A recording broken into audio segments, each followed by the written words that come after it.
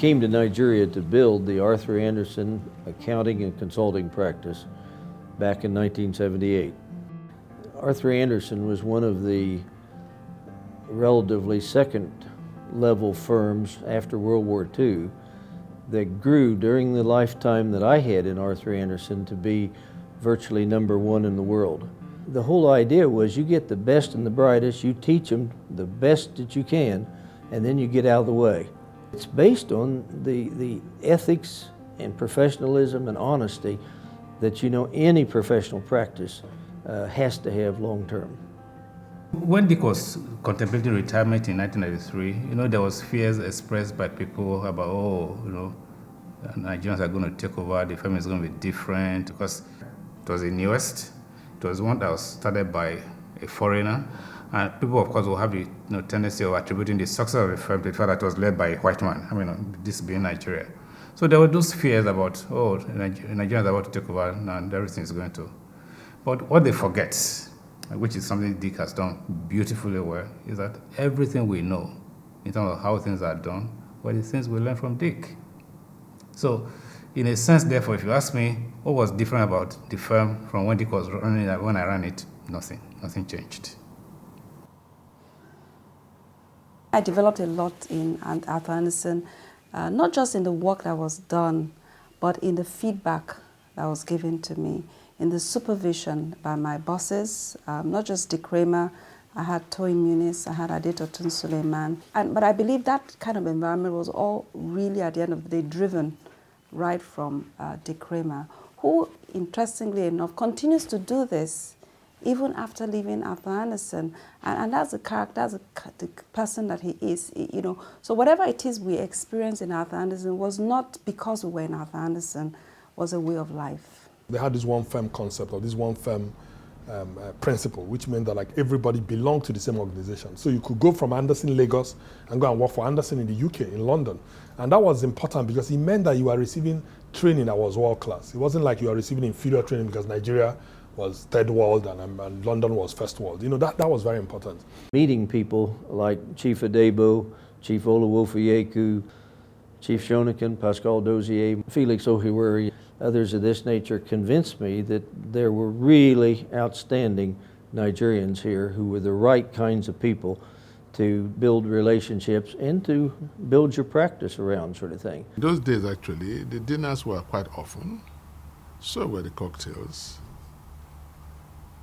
We were young, very active, and wanted to put the nation right in every respect. It was like a revolution in a way, because there were other groups too. You had the Harvard Business Alumni group. We had various groups who were all interested in getting Nigeria change, getting Nigeria move. And everything was more or less in a doldrum. Education, economic policy, monetary policy, petroleum, every sector you had problems.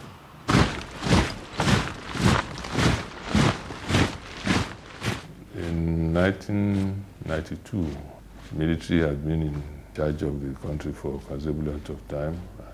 We thought that one of the things we needed to do is to see how we can get the economy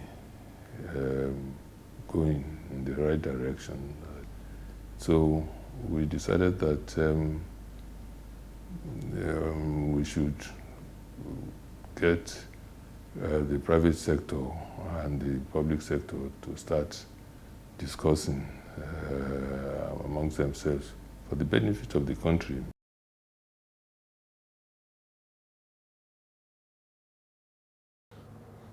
The Vision 2010 project came out of Harvard Business School, Alumni Association, the Enabling Environment Forum, the things we did in the Nigerian Economic Summit Group. And then when Chief Shonakin became head of this transitional council that Babangida established with the idea of civilian elections in 1993, Chief Shonakin said, well, we must have a summit.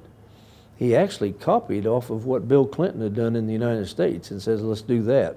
But we added an awful lot beyond what Clinton was doing. That was the general thing at that time, that we should make sure that it is what is good for the country that matters. Particularly when we were doing the Vision 2010 exercise, everybody wanted something for his own area, and it was felt that if the thing you are asking for is good for your local area, but not in the best interest of the whole country as a whole, the best thing is to just drop the local one so that for the larger interest of the country. At the time we did the first summit, which was, if I remember exactly right, it might have been in February 1993, words like competition, words like privatization, words like private-public partnerships, etc., were kind of negative words. We are critical of government policies. We wanted a society, a business atmosphere in which there was better interaction between government and the private sector, better understanding or type of ambience we needed in the private sector to thrive. There were a few people who saw us from the government side that were just capitalists wanting to make profit, and they didn't even realize that we were much more concerned with the man on the street, about the man on the street and what he does and what money he has in his pocket than actually they thought. In fact, they didn't even bother about how much money the man in the street had in his pocket. We bothered, because the amount he had in his pocket determined how successful we're likely to be in our businesses. With about 270-something people, I think 278 from various sectors, even including market women, students, elder statesmen, clergy, traditional rulers, professionals, met and for various months to talk about Nigeria, all sectors of the country. And we had three questions. The first question is, where are we and why? Where do we want to be in year 2010, and how do we get there? Vision 2010 was for me an excellent, I don't know if the word excellent is the right word, but it was a fantastic experience of meeting people across ethnic groups, across states. And we started off with a very demoralized tone, almost the same thing that we have today, where people are not happy, things are not moving forward. And then we needed to pull everybody together to come up with one vision that we all agreed on and we're all ready to be moving forward. And we achieved that within close to a year. I believe that if we had implemented that vision 2010, things would have not been the same. Nigeria would have earned a lot of mileage to what we have now. Because it was envisioned during even the economic summit. You are talking about petroleum subsidy. Those things were topics we addressed in 1993. And yet, by this time, we are talking about petroleum subsidy. We are talking about development of the gas sector in 1993. They're still there. A lot of the reforms, that kind of transformed Nigeria to become a more liberal economy and so on, were basically spearheaded by the Nigerian Economic Summit Group. And of course, Dick was front and center of that process.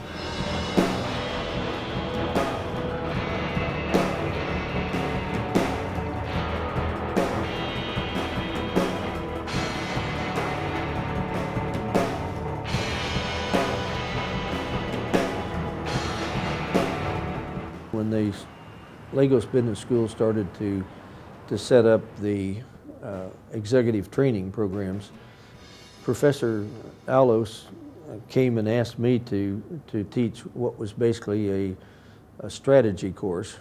They evolved to the point that they had a chief executive program. And in that chief executive program were people like Pascal Dozier, Imowitz Whaley, Chris Ezzi, Folda Adiola. I think there were about 15. And one of the things that happened is that they went to Barcelona to the Spanish school, which was kind of the, let's say, the support school for what became Lagos Business School, for a last week of school. One of the lessons we had was on ethics, business ethics. Coming from our background of Nigeria, where people were short-circuiting the system, you know, because and they are talking about telling us more or less transparency, ethics, you know, things being done straight. And then we looked at ourselves, you know, to get a telephone line in Nigeria, what it took you to get a telephone line, to clear your goods in the custom. So we went for dinner that evening. Everybody was thinking about it because we didn't know how deeply it touched each and every one of us. We said, okay, what do we do? You know, we have to do something. Or else this lesson would have been in vain. And then, I think it was Imo, it's really, who said, why don't we all start by each person making sure that he does the right thing, just like creating an oasis of sanity around you. That's how the oasis of sanity came.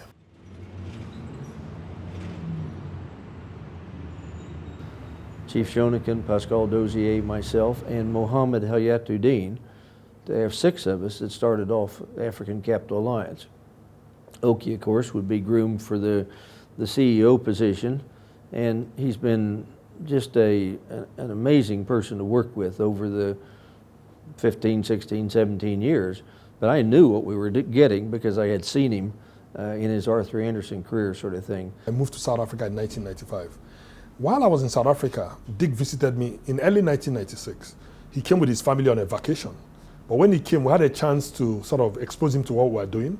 And through that exposure, Dick understood immediately the power of private equity and what it could do for nation building and even for Nigeria. And he posed the question to me, you know, don't you think we ought to be considering this for Nigeria? And at the time, I thought it was near impossible to do for Nigeria because we had a military government headed by a dictator, General Abacha. And there was a feeling that you couldn't raise funds internationally at the time for Nigeria. And this private equity model feeds off long-term investment from financial institutions and investors. And I thought it would be a difficult time. But Dick, being a long-term thinker and very strategic in his thinking, planted that seed. The SCA effort was a pioneering effort. And let's go back to Dick and Dick's institution building sort of capacity, or what you might call experience. And if you look at the values, you know, the ACA way and the ACA values, they embrace the same Andersen values. Number one is contribution. We want to be part of the larger society, and we want to be positive to society. In other words, we want to add to society, not subtract from it. Number two is humility. You know, we clearly believe that nobody succeeds on his own, that context matters, and that is why it is so important to build a wider community and to be committed to nation building. And also to, you know, have an element of self-awareness, to know that, like, we were trained by others. The reason why we're honoring Dick is that Dick invested in our lives, and we in turn must invest in the other people's lives. And that the average, well, let me not say the average Nigerian, the typical good Nigerian, if you invest in him, he will go on to do great things. And that Dick always points out that when Nigerians go abroad and join good organizations, they excel. Therefore, there is nothing wrong with the Nigerian. It is the system that needs to be fixed. If I'm to say, okay, what one thing would you say you really achieved? I say, imagine this story. I came in with people not hiding, not wanting to join FRS. keeping their ID card when they moved. And if anybody were asking where do they work, they would not be proud to say they worked at the FRS. By the time I left, my phones never stopped ringing. People wanted to join FRS. Something went on. Something happened 2004, 2012 to make that happen. And so all the things that made that happen, you could say, I attribute not just to my tenure, but also to people that I worked with. This is supposed to be a celebration of Dick at 80. I would rather it was about Dick. Of course, being the quintessential Dick, it would rather not be about him, about the things he believes in and all that kind of stuff. Of course, also being Dick, it's not about frivolities and parties and so on. It's got to have some rigor to it. I mean, if it's not rigorous, it's not Dick Kramer, you know. Let me tell you, Dick was very creative, visionary, and he worked tirelessly behind the scene to make things happen. One thing I admire very much in him is that he took pleasure in seeing things happen that he has worked so hard at without putting himself in the front. Oh yes. Dick for me is like the internet. Dick for me is like that crowdsourcing platform that is there, providing that base, that, in a sense, infrastructure that we build on, and then pulls like-minded people together to go explore the world, to go lead Nigeria, to make Nigeria a much better place. And I thank Dick for that. I think the question he asked me, can I be of help? The first day we met, I think that was his mantra. Wherever he went, he's looking for whom to help and how to help. And also teaching you by the example that you should also help others. So he has touched our lives in more ways than one.